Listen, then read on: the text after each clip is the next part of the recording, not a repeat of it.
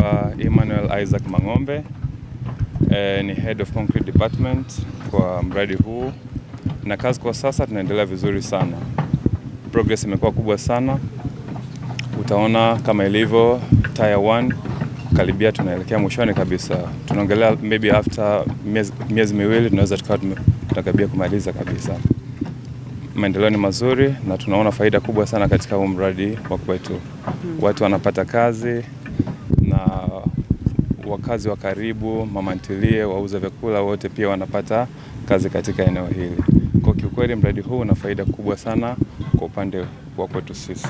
Vizuri. Tunalipwa vizuri kabisa na hakuna shida yoyote mwisho. Kwa kweli tunashukuru sana kwa uwekezaji wa miradi mikubwa kama hii, na tunaomba waendelee pia kutoa miradi mikubwa kama hii kwa wageni na wazawa pia, ili tuendelee kupata ajira nchini kwetu.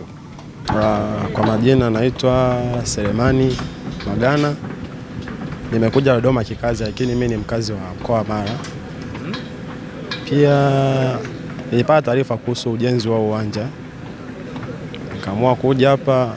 Umeweza kunisaidia pia katika majukumu yangu, kujikimu katika mahitaji yangu madogo madogo.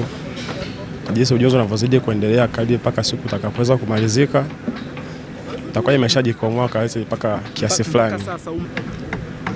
Umeniwekea matumaini mazuri, maana kuna vitu ambavyo nilikuwa siwezi kujitegemea, nifika mpaka sasa naweza kujihudumia mimi mwenyewe vizuri. Naitwa Upendo Yusuf Chaz, ni site engineer kwenye mradi wa ujenzi wa uwanja wa mpira.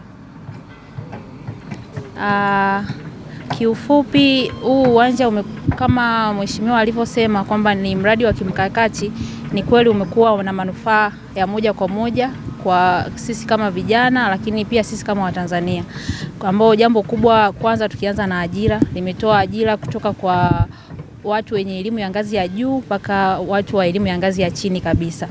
Lakini pia tunapata ujuzi wa zaidi.